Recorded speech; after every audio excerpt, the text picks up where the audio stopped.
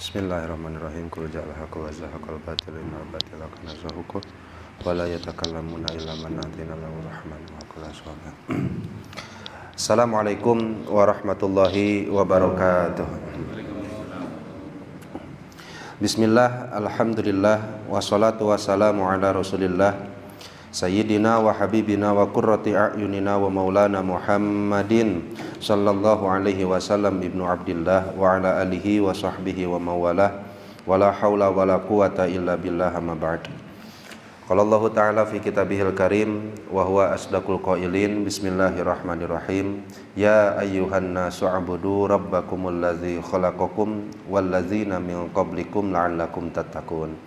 Al-ayah, sadaqallahul azim wa sadaqa rasuluhul karim wa nahnu ala zalika minasyahidin wa syakirina walhamdulillahi rabbil alamin. Wa qala fi du'a rabbi israh li sadri wa yassir li amri wahlul 'uqdatam min lisani yafqahu qawli. Allahumma sakhkhir lana lisana sidqi waj'alhu mahallal fahmi lil khitab wan nutqa bis shawab wal amala bis sunnati wal kitab. Allahumma iftah lana abwabal ilmi wa zidna ilma wa fahma wa alhiqna bis salihin. Allahumma iftah alaina futuhal arifina bi hikmatika wansur alaina rahmataka wa zakirna manasina ya zal jalali wal ikram walhamdulillahi rabbil alamin. Qala mu'allifu hadzal kitab Ibnu Athaillah Sakandari rahimahullahu ta'ala wa nafa'ana bihi wa bi ulumihi wa a'ada alaina min barakatihi wa karamatihi. Allahumma wafiqna li isabati shawab wa janibna zayga wal irtiyab wa anfa'na wal muslimina bima hawa hadzal kitab ala hadhihi niyatil hasanah wa bi kulli niyatin shalihah. Al-Fatihah. A'udzu billahi minasyaitonir rajim. Bismillahirrahmanirrahim. Alhamdulillahi rabbil alamin. Ar-Rahmanir-Rahim. Maliki yaumiddin. Iyyaka na'budu wa iyyaka nasta'in. Ihdinas siratal mustaqim, siratal ladzina an'amta 'alaihim ghairil maghdubi 'alaihim waladdallin.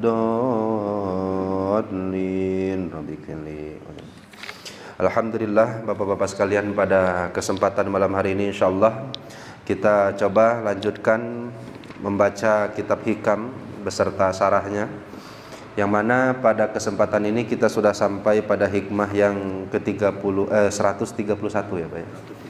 Oh 133 ya. Alhamdulillah, pada hikmah yang 133 ini masuk kepada tema yang baru, yaitu dauhan Syekh Ibnu Athaillah Sakandari. Coba kita artikan dulu secara lughah atau bahasanya. Bismillahirrahmanirrahim. Ma sahbuka illa man sahibaka wa huwa bi'aibika alimun. Ma sahbuka, bukanlah temanmu, sahabatmu, illa man, kecuali orang, sahibaka, yang senantiasa menemanimu, bersahabat denganmu, wa huwa bi'aibika alimun, sedangkan ia tahu atas cacat dan aibmu. Bukanlah sahabatmu kecuali orang yang senantiasa mau menemani, menjadi sahabatmu, padahal dia tahu kekurangan, kealfaan serta aib-aibmu. Walaisa zalika illa maulakal karim. Yang seperti itu hanyalah Allah Subhanahu wa ta'ala yang maha pemurah, yang maha mengasihi, yang maha loman. Khairu man tashabu, sahabat terbaik adalah man yatlubuka, orang yang senantiasa mencarimu, menemanimu, la li syai'in ya'udu minka ilaihi, bukan karena sababiyah, kemanfaatan yang engkau berikan kepadanya, bukan karena sababiyah, manfaat yang diambilnya darimu. Nah, ini salah satu hikmah yang insyaallah akan kita tafakuri pada malam hari ini. Secara singkat, Syekh Ibnu Athaillah Sakandari mengatakan kepada kita bahwa sahabat terbaik adalah sahabat yang senantiasa dekat dengan kita, menemani kita, padahal dia tahu banyak sekali kealpaan, aib, kekurangan yang ada di dalam diri kita. Yang seperti ini kira-kira ada nggak Pak di manusia, Pak? Sahabat yang seperti ini. Nah, maka kata Syekh Ibnu Athaillah Sakandari, hal tersebut walaisa zalika illa maulakal karim, yang hanya bisa melakukan itu adalah andaikan Allah yang engkau jadikan sahabat. Khairu man tashabu, karena sahabat terbaik adalah man yatlubuka, orang yang mencarimu, mencari dan mendekati dirimu, bukan mendekat lisai'in ya'udu minka ilaihi, karena manfaat yang akan dia ambil dari dirimu. Sahabat terbaik adalah sahabat yang menerima diri kita, yang mencari diri kita, menemani diri kita, bukan mencari dan menemani diri kita karena ada manfaat yang akan diambilnya dari diri kita. Nah, itulah yang insya Allah coba kita akan bahas pada malam hari ini. Secara fikih, ada seorang ulama besar bernama Imam Ibrahim Al-Bajuri.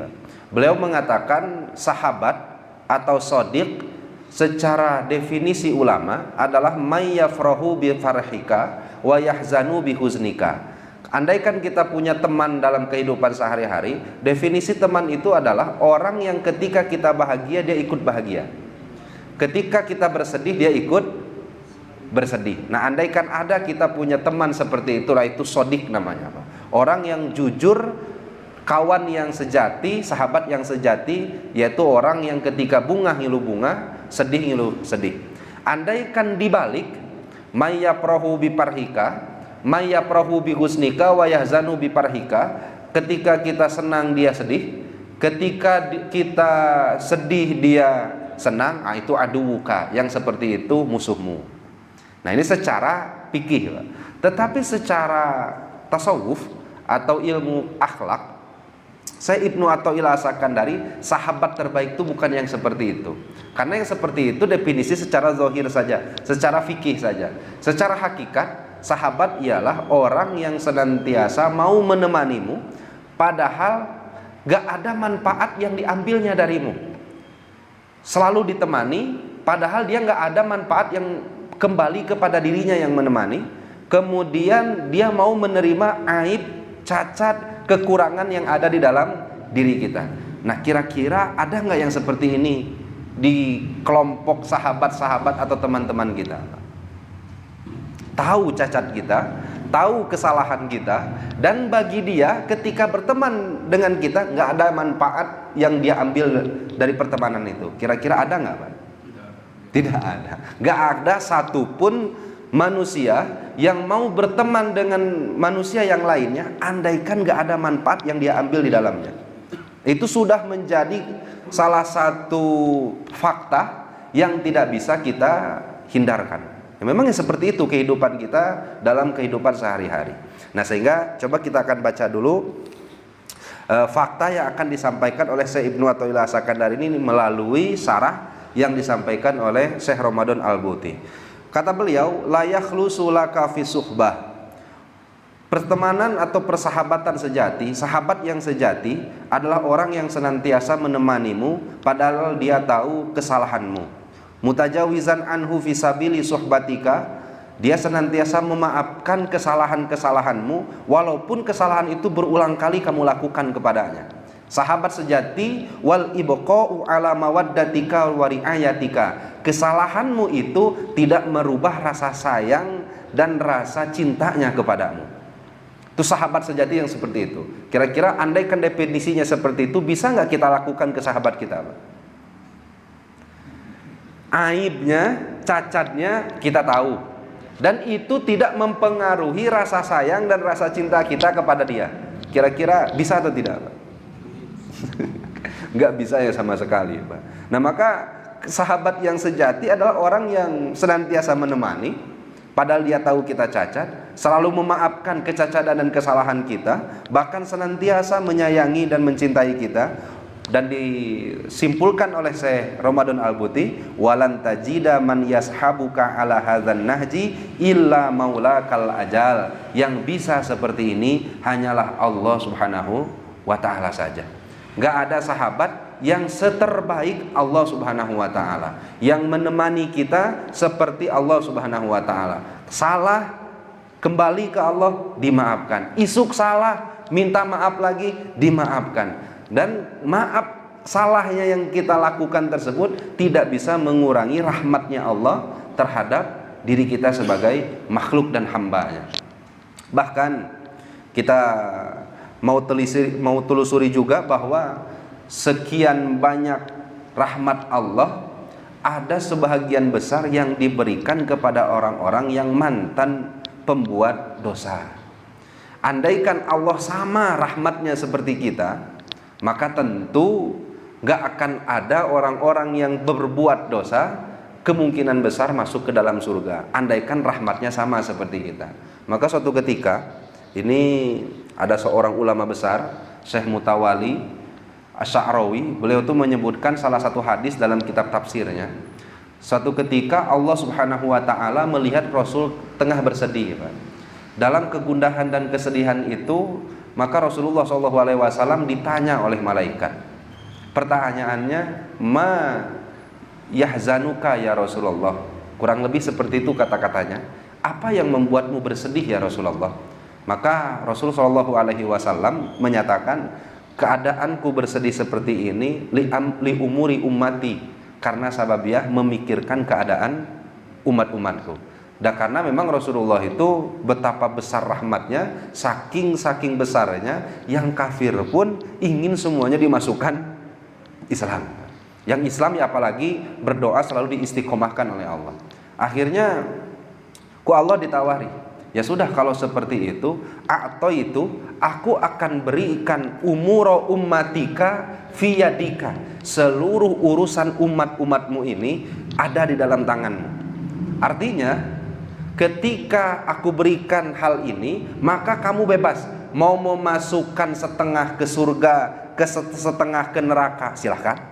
Mau dimasukkan ke surga semuanya, silahkan. Mau dimasukkan ke neraka semuanya, silahkan. Artinya seluruh urusan umat aku berikan ada di dalam genggamanmu, kata Allah. Nah, kira-kira kalau kita yang jadi Nabi Muhammad, terima jangan?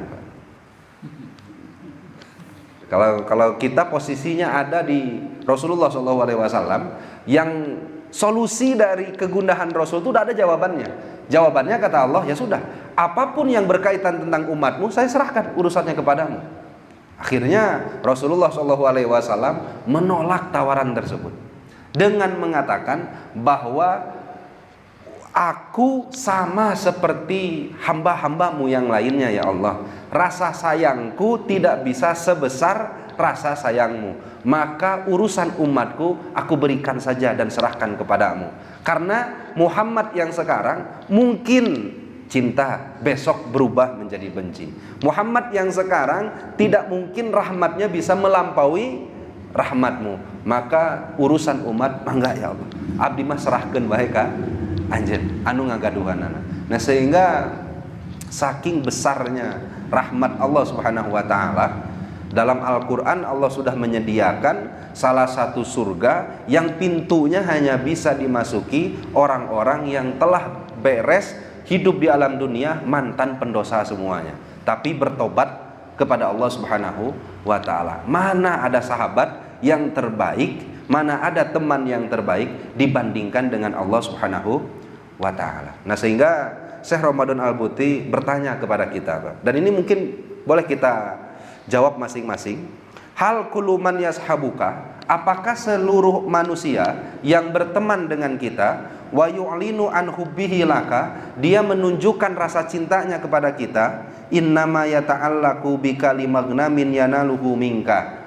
Apakah seluruh manusia yang bersahabat berteman dengan kita, manusia yang menunjukkan rasa cintanya kepada kita, mereka semuanya mengambil satu manfaat dari kita atau tidak? Ya atau tidak? Bahkan orang yang katanya saling mencintai, wah ini mah geus moal aya deui yang melebihi Romeo and Juliet. Mencara Arabnya Laila dan Majnun. Ini enggak ada lagi. Ini saking tulusnya cinta, enggak ada apa. Cinta yang tulus itu enggak ada. Kata Syekh Ramadan Al-Buti, cinta itu adalah kemanfaat. Kamu mencintai seseorang, sebenarnya kamu bermaksud, bertujuan mengambil kebaikan untuk dirimu sendiri. Ketika kita mencintai seseorang, maka hakikatnya sebenarnya kita mengambil satu manfaat untuk diri kita sendiri. Bahkan jauh-jauh Rasul sudah wasiatkan hal tersebut. Ketika menikahi perempuan, adakah yang tulus? Enggak. Kata Rasul, li jamaliha, menikahlah dengan perempuan yang cantik. Ada orang yang mencintai karena kecantikannya. Kemudian lima liha, cari juga yang benghar. Wali hasabiha, cari juga yang nasabnya terbaik. Bahkan walidiniha, lihat juga agamanya. Artinya ketika kita mencintai seseorang, ada nggak manfaat yang kita ambil dari dia? Ada. Nggak mungkin nggak ada sama sekali. Dan itu semuanya nggak bisa kita nafikan. Nah, sehingga hanya satu-satunya yang bisa menjadi teman dan sahabat, kekasih yang terbaik, yaitu Allah Subhanahu wa ta'ala. Ketika kita diperintahkan untuk melaksanakan sholat, perintahkan ke Allah teh sholat, kemudian perintahnya kita jalankan, namun kita sadari di dalamnya banyak kekurangannya. Ketika kekurangan tersebut dihadapkan kepada Allah, diterima atau tidak sholat kita? Ketika Allah perintahkan kita sholat, kemudian kita lakukan sholat yang kita kerjakan dengan sholat yang Allah pinta dari kita, sama atau tidak? Beda. Yang Allah pinta sholatnya harus ada sidiknya, harus ada jujurnya. Yang kita lakukan sholat, lisan mengucap, hati kemana. Tapi dengan keadaan sholat yang seperti itu, tetap diterima atau tidak Pak sholatnya? Diterima oleh Allah. Kemudian ketika Allah Subhanahu wa ta'ala menurunkan kita kenikmatan, kemudian kenikmatan itu kita pakai yang seharusnya untuk menambah kedekatan dan rasa syukur kita kepada Allah, terkadang ada kenikmatan yang makin menjauhkan kita dari Allah Subhanahu wa ta'ala. Dihentikan gak seluruh nikmat oleh Allah untuk kita? Enggak juga. Ketika seseorang sakit, diturunkan musibah, kemudian hilang kesabaran dalam menghadapi kemusibahannya itu, kira-kira musibahnya terus berdatangan atau ada jeda ke Allah Subhanahu wa ta'ala dan diangkat kembali musibahnya atau tidak? Diangkat ke Allah. Andaikan Bapak punya posisi seperti Allah, ketika memerintahkan bawahan untuk melakukan satu tugas, dikerjakan tetapi tidak sesuai dengan apa yang Bapak pinta, dimaafkan atau tidak? Sehingga mau seperti apa kita mau mencari sahabat dan teman, kata Syekh Ibnu Athaillah As-Sakandari, padahal semua yang ada di dunia ini mau berteman dengan kita, bersahabat dengan kita, saling mencintai dengan kita, tiada lain tiada bukan liman fa'atin ta'udu lahu minka, karena ada manfaat yang kita berikan kepada mereka. Pun sama, kita berteman dengan orang lain, ada manfaat dari orang lain yang bisa kita ambil. Nah, sehingga hanya satu-satunya zat yang bisa menerima diri kita apa adanya ialah Allah Subhanahu wa ta'ala. Bahkan ditambahkan lagi bahwa Syekh Ibnu Athaillah As-Sakandari pun menyinggung kepada kita bahwa pertemanan dan persahabatan yang terjadi di makhluknya Allah hanya sampai kepada ma'ahum fawqa hazihil ardi, sampai di atas bumi saja. Nggak ada pertemanan dan persahabatan yang andaikan sahabatnya meninggal, kemudian dia berani untuk menemani sampai ke alam barzahnya, kan nggak ada. Atau mungkin ada kekasih yang saling mencintai, kemudian ketika kekasihnya meninggal, kekasihnya ikut ke alam barzah bersama-sama. Nggak ada yang seperti itu. Tetapi lain dengan Allah Subhanahu wa ta'ala. Ketika kita meninggal dari alam dunia, maka dikubur masih tetap kebagian rahmat Allah atau tidak? Kebagian. Ketika kita sudah beramal baik di alam dunia, maka di alam kubur pun masih ada dan ada kemungkinan mendapatkan ampunan dari Allah Subhanahu wa ta'ala. Nah, maka andaikan kita mau menjadikan teman, mau mencari sahabat yang sejati, maka teman dan sahabat sejati itu adalah Allah Subhanahu wa ta'ala. Maka dalam bait hikmah ini, Syekh Ibnu Athaillah As-Sakandari hendak menyimpulkan dua hal kepada kita. Carilah teman sejati, yaitu Allah Subhanahu wa ta'ala. Kesimpulannya yang pertama, bagaimana kita hendak hidup bahagia baik di dunia maupun di akhirat. Satu, kenali Allah, pahami betul-betul Allah. Yang kedua, wattakhid sahiban laka, dan jadikan Allah teman dalam kehidupan kita sehari-hari. Satu, kenali dan pahami Allah. Yang kedua, jadikan Allah sahabat, teman dalam kehidupan sehari-hari. Insya Allah kita akan bahagia imma fid dunya wa imma fil akhirah. Mudah-mudahan kita termasuk orang yang ditakdir oleh Allah, diaping dengan rahmat taufik hidayah Allah Subhanahu wa taala. Kebahagiaan itu Allah takdirkan bagi kita imma fid dunya wa imma fil akhirah. Amin ya Allah ya rabbal alamin. Mangga Bapak-bapak, apabila ada tambahan ataupun pertanyaan, mangga kita bahas bersama-sama. Hikmah yang ini memposisikan Allah sebagai teman atau sahabat. Betul. Padahal Allah itu sebenarnya adalah sesembahan kita. Betul. Nah, seperti itu menganggap teman itu apa enggak sesuatu yang kurang beradab. Nah, gitu. Nah, pada hikmah ini seakan-akan memposisikan Allah Subhanahu wa taala pada titik di mana Allah itu menjadi sahabat kita. Yang mungkin definisi sahabat yang kita pahami, kemudian yang dimaksud sahabat oleh Syekh Ibnu Athaillah As-Sakandari hanya bagian tertentunya saja.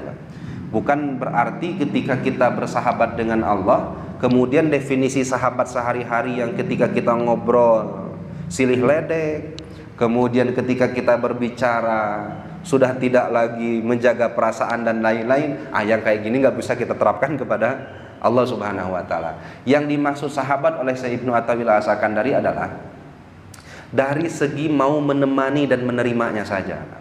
Artinya Allah jadikan sahabat terbaik itu dari segi apanya, atau disamakan dengan sahabat. Allah diserupakan dan disamakan dengan sahabat dari segi apanya oleh Syekh Ibnu Athaillah As-Sakandari? Dari segi dimana ketika kita berbuat salah, Allah Subhanahu wa taala tetap memaafkan. Karena sahabat sejati kan seperti itu.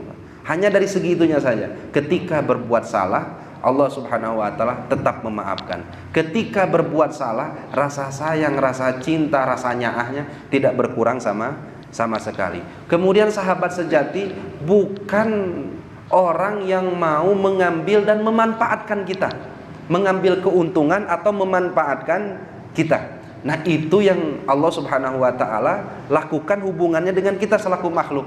Allah perintahkan kita sholat, Allah larang kita untuk berbuat maksiat. Dari segi itu ada nggak kemanfaatan yang kembali kepada Allah, Pak? Nggak ada. Bahkan dalam hadis qudsi, kalau semua laki-laki ala atqa qalbi rajulin ala atqa qalbi rajulin wahidin, seluruh manusia itu berada dalam satu level ketakwaan yang sama, semuanya levelnya takwanya sama, maka hal tersebut tidak bisa menambah kekayaanku dan kerajaanku sama sekali, kata Allah. Kemudian dibalik lagi oleh Allah, andaikan semua laki-laki manusia baik perempuan ataupun laki-laki semuanya berada di level kekufuran yang sama seperti Firaun, anggap saja seperti itu, maka itu pun tidak akan mengurangi kerajaan dan kekayaanku sedikit pun, kata Allah Subhanahu wa taala. Artinya dari segi Allah Subhanahu wa taala tetap bisa memaafkan. Dari segi Allah Subhanahu wa taala tetap bisa menolong kita kapanpun. Entah itu kita dalam keadaan taat kepada Allah ataupun ketika kita berada dalam keadaan yang terpuruk dalam kemaksiatan, maka Allah Subhanahu wa taala diibaratkan sahabat oleh Syekh Ibnu Athaillah As-Sakandari. Jadi bukan kata-kata sahabat dalam arti yang sebenarnya, gitu Pak Inten. Nah, jadi jangan sampai nanti kata-kata sahabat ini kita salah pahami bahwa saya sahabatnya Allah atau Allah sahabatnya saya, bukan ya. Tetapi hanya dari segi Allah Subhanahu wa taala sering memaafkan manusia, Allah menerima kealpaan manusia, Allah tak pernah berkurang rasa sayangnya, maka sifat Allah yang seperti itu Syekh Ibnu Athaillah As-Sakandari gambarkan seperti sahabat sejati yang notabene-nya sifat ini gak ada di manusia sama sekali. Nah, sehingga sahabat sejati itu adalah Allah Subhanahu wa taala dalam pengertian Syekh Ibnu Athaillah As-Sakandari. Gitu Pak Inten. Maka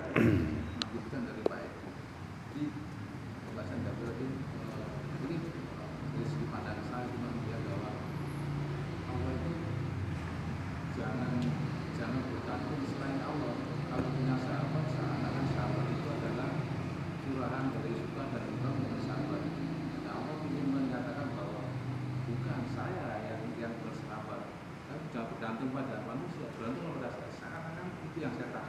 Betul. Apakah begitu, Pak? Ya, bisa juga seperti itu, Pak. Artinya sahabat menurut definisi yang ditangkap oleh Bapak adalah tempat kita berkeluh kesah. Nah, artinya nanti ketika Syekh Ibnu Athaillah As-Sakandari mengartikan bahwa sahabat itu Allah, maka bisa diartikan Allah lah tempat kita berkeluh kesah. Makanya salam satu hadis, ya ini mudah-mudahan kita tidak termasuk bagian dalam apa yang Rasulullah SAW khawatirkan. Ada man asbaha wa huwa yasku li dhaiki ma'asihi. Ada orang yang ketika waktu pagi kemudian dia mengeluh atas kehidupannya yang sempit. Kebingung jeung kasusahnya masih dikeluhkan kepada sahabat-sahabatnya, teman-temannya, keluarganya, temannya, sahabatnya, mengeluh tentang kehidupannya yang sudah lalu ataupun kehidupan yang sedang dia jalani.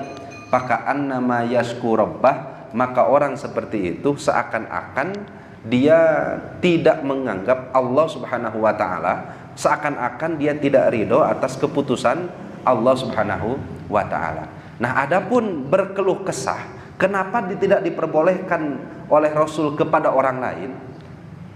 Karena sababiah tempat berkeluh kesah hanya Allah Subhanahu wa taala. Makanya ketika Nabi Musa berjalan di tengah lautan, kan doanya itu salah satunya adalah Allahumma antal mustaka.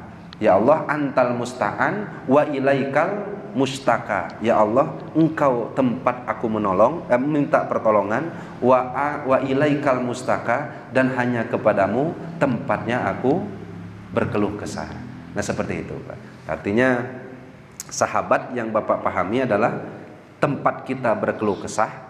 Maka dari hikmah ini Syekh Ibnu Athaillah As-Sakandari hendak menyatakan kepada kita sahabat itu adalah Allah, karena sejatinya tempat berkeluh kesah adalah Allah Subhanahu wa taala. Bisa saja gitu. Cekap penginten Bapak-bapak. Mangga. Terkait tadi mengenali dan memahami Allah. Kita kan tahu Allah adalah zat yang maha ya. Awal tidak berawal, akhir tidak berakhir. Apakah ada batasan-batasan dalam mengenali dan memahami Allah, ataupun sejauh mana kita bisa memahami atau mengenali Allah? Ya. Kalau disebutkan kesimpulan oleh Syekh Ramadan Al-Buti adalah kita harus ta'rifuhu, mengenali Allah, kemudian berusaha untuk memahami Allah, berusaha menjadi orang-orang yang arifin. Arif itu orang-orang yang kenal, orang-orang yang tahu, orang-orang yang dekat dengan Allah. Kenapa diartikan dekat? Karena dekat itu bisa memahami apa yang Allah Subhanahu wa taala kehendaki.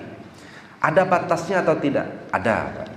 Batas yang mana batas ini ada dalam ranah ilmu, ada dalam ranah ilmu laduni atau ilmu yang memang Allah berikan kepada sebahagian hambanya. Karena ilmu apapun nggak akan bisa mencakup keseluruhan yang ada di zatnya Allah Subhanahu wa taala. Nggak akan bisa. Makanya salah satu contoh gampangnya, kenapa ulama hanya membatas sifat-sifat yang wajib di Allah hanya 20 saja. Padahal kan Allah itu adalah zat yang maha sempurna, yang kesempurnaannya tidak ada batasnya. Karena yang dengan 20 ini kita bisa menangkap kesempurnaan-kesempurnaan yang lain, sifat-sifat sempurna yang lain, yang 20 ini hanya menjadi dasarnya saja. Biar gampang seperti ini, Pak. Ketika Bapak nggak kenal dengan Pak Komandan, ketika nggak kenal, maka saya dikasih Bapak ciri-cirinya. Pak Komandan tuh orangnya tingginya segini, kemudian wajahnya segini, kulitnya seperti ini, kemudian rambutnya seperti ini, nah, apalagi badannya gemuk, tegap dan seperti ini. Nah, saya sampaikan ciri-cirinya kepada Bapak. Minimal 5 ya, Pak ya. Kemudian Bapak bertemulah dengan Pak Komandan. Kira-kira yang 5 tadi bertambah atau berkurang? Bertambah, Pak. Tetapi dengan 5 ini cukup tidak untuk mengenali Pak Komandan? Cukup. Nah, seperti itulah maksud kenapa ulama-ulama membatas hanya 20 saja. Karena yang dengan 20 ini yang wajib bagi kita akan kenal dengan Allah. Tetapi ketika sudah kenal dengan Allah, akan banyak sifat-sifat lain yang ketemu di tengah jalan seiring dengan pengetahuan yang Allah campakkan ke dalam hati kita masing-masing yang mengenal Allah Subhanahu wa taala. Artinya dalam perjalanan kita mengenal Allah, yang tadinya saya nggak kenal sama sekali sama Bapak, kemudian ketika saya bertemu dengan Bapak, oh Bapak ciri-cirinya anu. Berteman 2 hari, kira-kira ada nggak sifat yang belum saya tahu jadi tahu, Pak? Kemudian berkenal 3 hari, ada lagi nggak tambahan, Pak? Ada. Berkenal 4 hari, 5 hari, sampai selamanya, tahulah saya hakikatnya seperti apa. Nah seperti itulah ketika kita berkenalan dengan Allah, memahami Allah Subhanahu wa taala, sehari oh sifat Allah seperti ini, bertambah hari sifat Allah seperti ini, tentu dengan tuntunan ilmu, tuntunan guru, tuntunan ilham dari Allah Subhanahu wa taala. Jadi kalau pertanyaannya ada batasan wajibnya, ada. Mengenal Allah melalui ilmu, batasan wajibnya kenali Allah dengan 20 sifatnya. 20 sifat saja. 20 sifat yang wajib, 20 sifat yang mustahil, 1 sifat yang boleh ada dan boleh tidak ada, sifat jaiz. Nah, dengan 41 sifat ini cukup yang wajibnya, cukup. Tapi di tengah jalan nanti saya bisa menemukan sifat-sifat yang lain. Nah, itu urusan belakang. Karena itu karunia dari Allah Subhanahu wa taala. Artinya kalau wajib ada batasan, ada. Tapi kalau yang bukan wajib tidak ada batasnya sama sekali, karena Allah zat yang sempurna, yang kesempurnaannya tidak ada batasnya. Itu penting. Adapun memahami Allah, nah ini yang paling sulit, Pak. Kenapa? Karena memahami Allah itu bisa dengan jalur ilmu, bisa dengan jalur ilham yang Allah turunkan ke dalam hati kita. Ketika Bapak-bapak sekalian mengkaji bab sabar, sabar itu kan ada 3. 1, sabar ketika mau mengerjakan tertimpa musibah, maka ditaikan 300 derajat. 2, sabar ketika mau mengerjakan perintah, ditaikan ke Allah 600 derajat. Yang ketiga, sabar ketika mau menghindarkan diri dari perbuatan maksiat. Ilmunya kita sudah tahu atau belum ini? Sudah ya Pak ya. Nah kemudian ilmu yang sudah tahu ini, Allah Subhanahu wa taala suatu saat takdirkan kita tertimpa musibah. Contoh gampangnya aja, sakit. Lisan yang pertama kali keluar dari lisan, atau perasaan yang pertama kali muncul di dalam hati kita, nerima atau tidak? Nerima atau tidak? Saya banyak jogging tiap hari, makanan sudah dijaga, kemudian tidur sudah cukup, seluruh yang berbahaya yang menimbulkan penyakit sudah dihindari, kemudian diturunkan oleh Allah penyakit. Nerima atau tidak?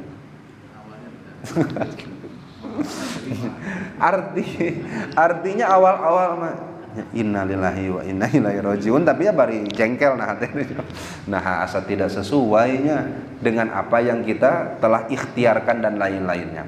Artinya paham kepada Allah itu bukan bisa dipelajari langsung sekaligus, gak bisa Pak.